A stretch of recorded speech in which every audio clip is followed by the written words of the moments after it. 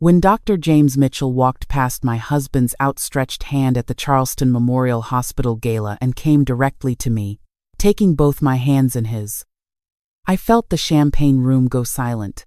Richard's face drained of color as the most powerful man in Southern medicine looked into my eyes with tears streaming down his face and said, "Eleanor, after 35 years, I finally found you." My husband dropped his champagne flute.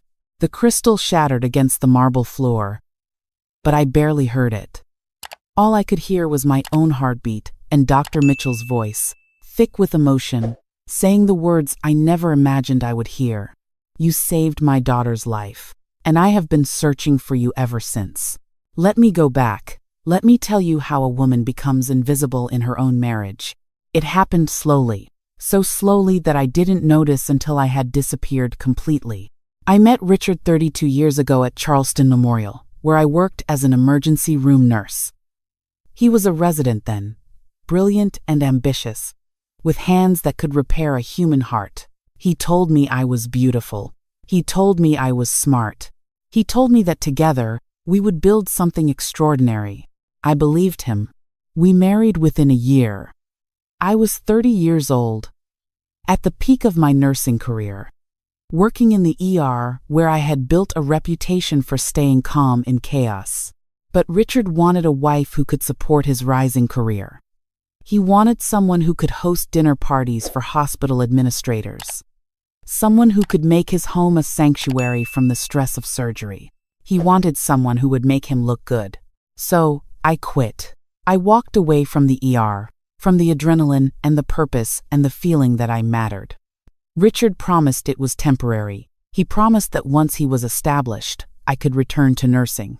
He promised a lot of things. 32 years later, I was still waiting for those promises to come true. The invisibility started small. Richard would come home from the hospital and talk about his day, his surgeries, his triumphs. When I tried to share something from my day, his eyes would glaze over. "That's nice, Eleanor," he would say, already reaching for his phone. Then came the social erasure. At hospital events, Richard would introduce me as my wife, and nothing more. Never my name, never my background as a nurse. Just my wife, as if I were an accessory he had brought along, like his watch or his tie. "Why don't you tell people I used to work at Memorial?" I asked him once, after a particularly painful dinner where I sat silent while Richard and his colleagues discussed cases I could have contributed to. "Because it was 30 years ago, Eleanor," he said, not even looking up from his laptop. "It's not relevant anymore. You're not a nurse now. You're a doctor's wife. That's your role." My role, as if I were playing a part in a play I never auditioned for. The financial control came next, though I didn't recognize it as control at first. Richard managed all our money. He gave me an allowance for groceries and household expenses. When I asked to see our bank statements, he would sigh with exasperation. "I'm a cardiothoracic surgeon, Eleanor. I think I can manage our finances without your input. Do you really think you understand investment portfolios and retirement accounts? Just trust me." So I did. Because that's what you do when someone chips away at your confidence, year after year, until you start to believe that maybe you are less than. Maybe you don't understand. Maybe you should just be grateful. The criticism was constant but casual. "Are you really wearing that?" he would say as we left for events. "Your hair looks better pulled back. Maybe skip dessert tonight." Always delivered with a smile, as if he were helping me, as if he were doing me a favor by pointing out my flaws. I started avoiding mirrors. I started second-guessing every choice, every word, every outfit. I started making myself smaller and smaller, until I barely existed at all. And then came the gala. The Charleston Memorial Hospital Gala was the event of Richard's year. He had been on the planning committee, angling for visibility with the new hospital administration. Dr. James Mitchell, the newly appointed chief of surgery, would be attending. He was a legend in cardiothoracic surgery, someone Richard had admired for decades. Richard wanted to impress him, desperately. "This is important, Eleanor," he told me 2 weeks before the event. "Dr. Mitchell could change my entire career. I need everything to be perfect." I understood. I bought a new dress, made appointments at the salon. I wanted to support my husband. Despite everything, I still wanted to be a good wife. But the morning of the gala, Richard looked at me across the breakfast table with an expression I had seen before but had learned to dread. Disappointment. "Are you sure you want to come tonight?" he asked carefully. I set down my coffee cup. "What do you mean?" "It's just, these events can be boring for you. All medical talk. You might be more comfortable staying home." Something cold settled in my stomach. "Richard, we RSVP'd together. My name is on the reservation." He waved his hand dismissively. "I can make an excuse. Say you're not feeling well. It might actually be better. I'll be networking all night. You'll just be standing around." Standing around, like furniture, like something in the way. "I want to go," I said quietly. "I bought a dress." Richard's jaw tightened. "Fine. But Eleanor, please, try to blend in. This isn't about you tonight. Don't embarrass me." Those words. Don't embarrass me. As if my very existence was an embarrassment. I went anyway. I spent 3 hours getting ready, trying to make myself acceptable, trying to be the wife Richard needed me to be. The dress was elegant, conservative. My hair was perfect, my makeup subtle. I looked in the mirror and saw a ghost. We drove to the gala in silence. Richard checked his phone the entire way, rehearsing conversation points, scrolling through Dr. Mitchell's publications. I watched the Charleston streets blur past the window and wondered when I had become so afraid of my own husband's judgment. The ballroom at the historic Francis Marion Hotel was stunning. Crystal chandeliers, floor-to-ceiling windows overlooking Marion Square. Tables draped in ivory and gold. The city's medical elite mingled with champagne and canapés, their laughter echoing off the ornate ceiling. Richard handed me a glass of champagne and immediately began scanning the room. "There," he said, nodding toward a distinguished man in his 70s, speaking with the hospital CEO. "That's Dr. Mitchell." I studied the man, tall, silver-haired, with kind eyes and an easy smile. Something about him seemed familiar, but I couldn't place it. "I'm going to introduce myself," Richard said. "You stay here." "I'll come with you," I said. Richard's hand clamped on my wrist. Not hard enough to hurt, but firm, controlling. "Eleanor, please, let me make this introduction alone. Professional to professional. You can meet him later." He walked away before I could respond, leaving me standing alone near the bar. I watched him navigate the crowd, watched him angle for position near Dr. Mitchell, watched him become someone I didn't recognize. Someone confident and charming and completely in control. Someone who didn't need a wife. Someone who needed an audience. I don't know how long I stood there. Long enough to finish my champagne. Long enough to feel the familiar shame creeping up my neck. The sense that everyone was looking at me, wondering why I was alone, wondering what was wrong with me that my husband had left me standing in the corner like forgotten luggage. I was reaching for another glass when I felt it. That sensation of being watched. I turned, and Dr. Mitchell was staring at me from across the room. Not glancing. Staring. His face had gone pale. His conversation with the CEO forgotten. He was looking at me like he had seen a ghost. Our eyes met, and I saw something I couldn't name. Recognition? Disbelief. Something deeper than casual interest. He started walking toward me. Richard saw the movement and immediately moved to intercept, his hand extended for a handshake, his rehearsed introduction already leaving his lips. But Dr. Mitchell walked past him. Walked past his outstretched hand without even a glance. Walked directly to me. The room began to quiet. People were noticing. The chief of surgery was crossing the ballroom with purpose, and they were following his trajectory, watching to see who commanded such attention. He stopped in front of me. Up close, I could see his eyes were wet. His hands were shaking. "Eleanor?" he said. "Just my name. Just that." "Yes?" I managed. He took both my hands in his, and I felt tears prick my own eyes without understanding why. "Oh my God," he whispered. "After all these years, I found you." Richard appeared at my elbow, his voice tight with confusion and barely controlled anger. "Dr. Mitchell, I'm Dr. Richard Bennett. I've been hoping to caught—" "Not now," Dr. Mitchell said. Not even looking at him, his eyes never left my face. "Eleanor, do you remember? Charleston Memorial Emergency Room. July 15th, 1990.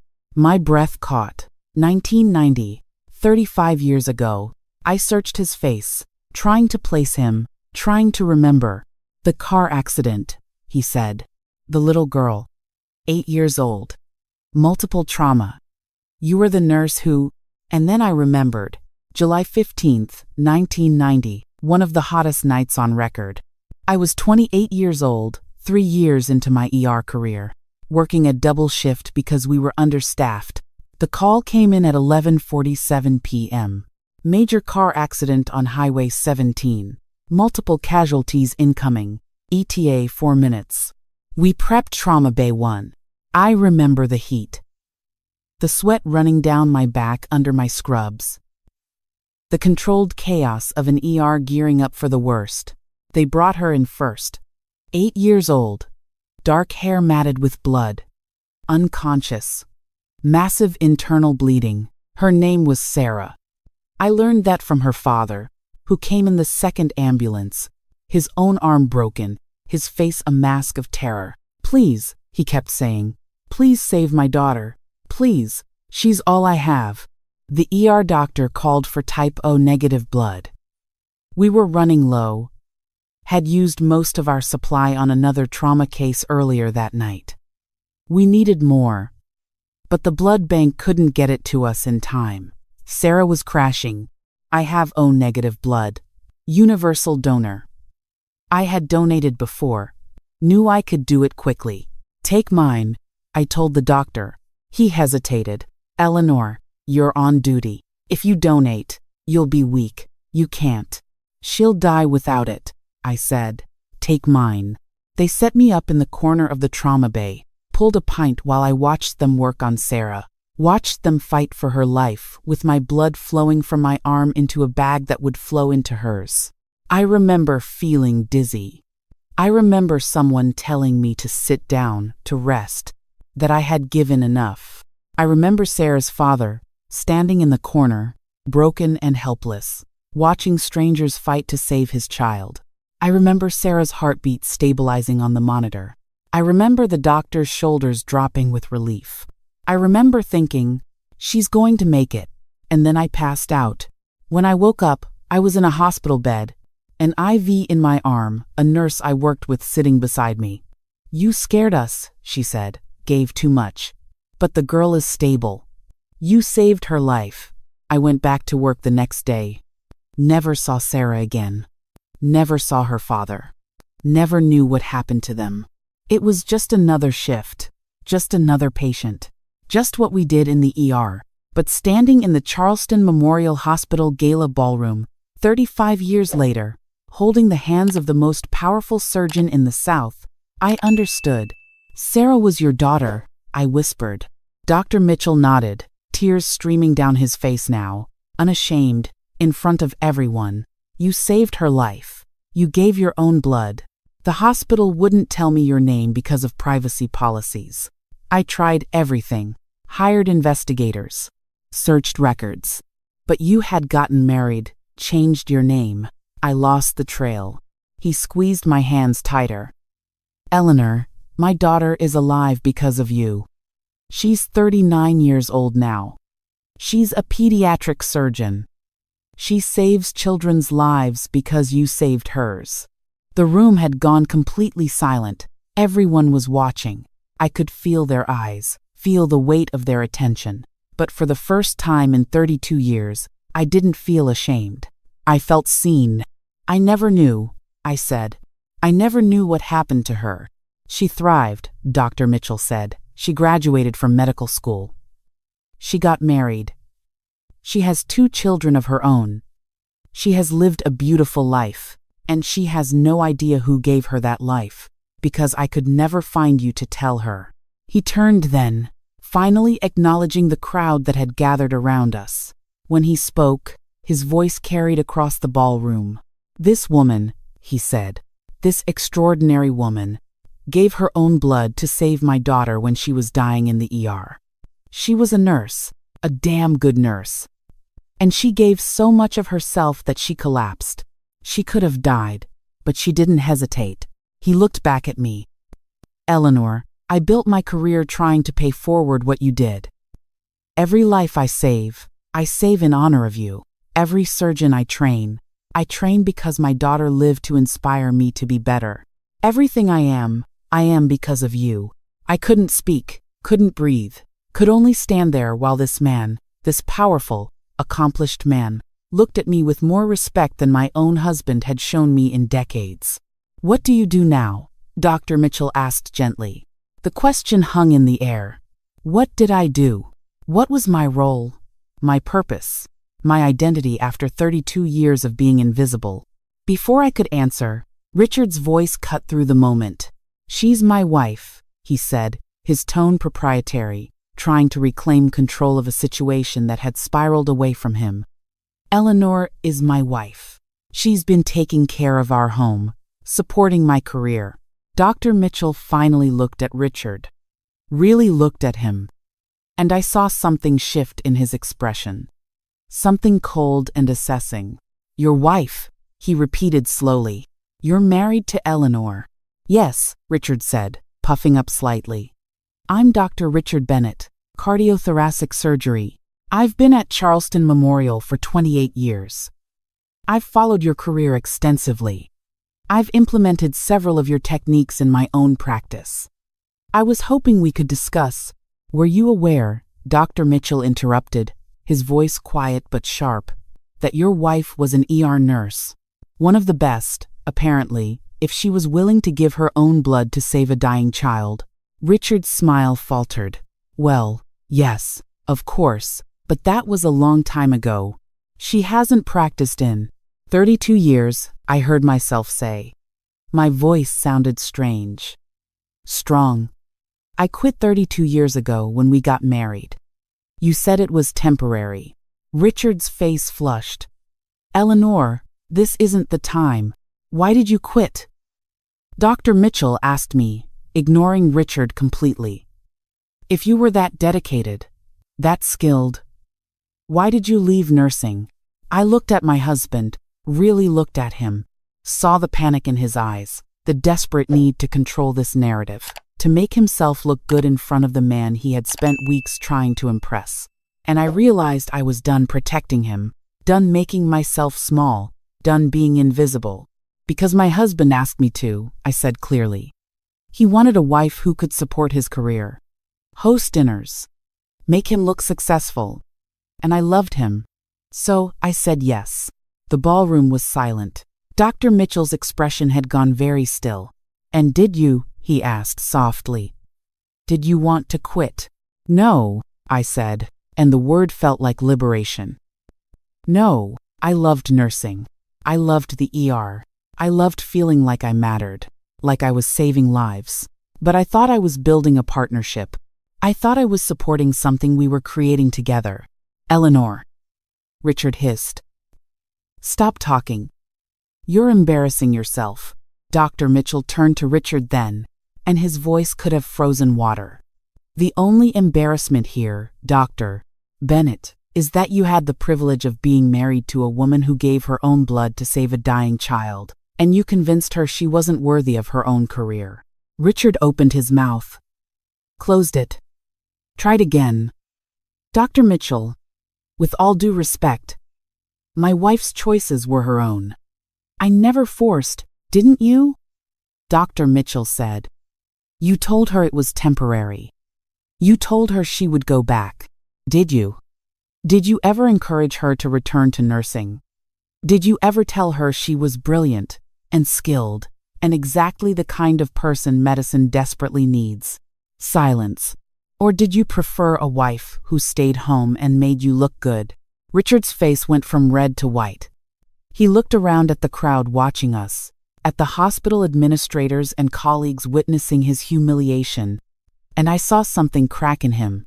"This is ridiculous," he said, his voice rising. "I'm a respected surgeon. I've saved hundreds of lives. I don't need to be lectured about." "You save lives because of your training," Dr. Mitchell said. "Eleanor saved a life because of her character. There's a difference." He turned back to me, his expression softening. "Eleanor, I came to Charleston Memorial specifically to find you. I've spent 35 years building a career, building influence, getting access to records and databases. When I was offered the position as chief of surgery here, I took it because I knew you had worked at this hospital. I knew I was close." My throat tightened. "You took this job to find me?" "I took this job to thank you," he said simply, "and to ask you something." He reached into his jacket and pulled out a business card. "Charleston Memorial is launching a new program. Mentorship for nurses who left the field and want to return. Retraining. Certification updates. Support. We need someone to run it. Someone who understands what it's like to step away and want to come back." He held out the card. "I want you to run it, Eleanor. You'd be perfect. You'd be helping other women and men find their way back to the work they love. And you'd be working with the ER. Where you belong." I stared at the card. Director of Nursing Re-Entry Program. My name was already on it. "I had this made 3 days ago," Dr. Mitchell said quietly, "when I finally confirmed you were Eleanor Bennett, née Stevens. When I finally found you after all these years. I was planning to approach you tonight, but when I saw you across the room," he shook his head, "I knew it was you. Even after 35 years, I knew your face. The woman who saved my daughter." "She's not a nurse anymore," Richard said desperately. "She hasn't practiced in decades. She can't just." "Why not?" Dr. Mitchell said. "She gave blood while actively working a trauma case. She has more courage than half the surgeons in this room. Courage doesn't expire." He looked at me. "What do you say, Eleanor? Will you come back? Will you help others come back too?" I looked at the business card, at my name printed in professional letters, at the word director. I looked at Dr. Mitchell, who had spent 35 years searching for me. I looked at Richard, whose face had gone slack with shock, who was realizing that his invisible wife had just been offered a director-level position by the most powerful man in his professional world. And I looked at myself. At the woman I had been 35 years ago. Unafraid and purposeful. At the woman I had become. Small and silent and so tired. At the woman I could be again if I just had the courage to choose. "Yes," I said. "Yes, I'll do it, Doctor." Mitchell smiled, and it was like the sun coming out. "Thank you," he said. "Sarah will be so happy to finally meet you. She's coming to Charleston next month. I'd like to introduce you, if you're willing." "I'd love that," I said, and meant it. The crowd around us erupted into applause. People were smiling, some crying. A woman I didn't know hugged me. "I left nursing 15 years ago," she whispered. "I want to come back. Thank you for this." Richard stood frozen, his champagne-stained shoes glinting in the light, his carefully planned evening in ruins around him. Dr. Mitchell shook my hand one more time. "Welcome back to nursing, Eleanor. Medicine is lucky to have you again." He walked away, and the crowd followed him, people stopping to introduce themselves to me, to tell me their stories, to ask about the program. For the first time in 32 years, I was the center of attention. And for the first time in 32 years, it didn't feel wrong. It felt right. Richard grabbed my arm as soon as we were relatively alone. "What the hell was that?" he hissed. "You made me look like a fool in front of the chief of surgery. Do you have any idea what you've done to my reputation?" I looked at his hand on my arm. Looked at his face, twisted with anger and humiliation. Looked at the man I had spent 3 decades trying to please, and realized I didn't recognize him anymore. Or maybe I had never really known him at all. "I'm taking the job," I said quietly. "Like hell you are. You're not qualified. You'll embarrass yourself and me. I won't allow it." "You won't allow it?" Something inside me, something that had been compressed and silent for so long, finally broke free. "Richard, I gave my blood to save a child's life. I collapsed from blood loss because I gave too much trying to save someone else's baby. And you want to talk about qualifications? That was 30 years ago, Eleanor. You're 62 years old. You can't just what? Can't just decide I want my life to mean something again. Can't just want to be more than the woman who makes you look good at parties." His jaw clenched. "We'll discuss this at home."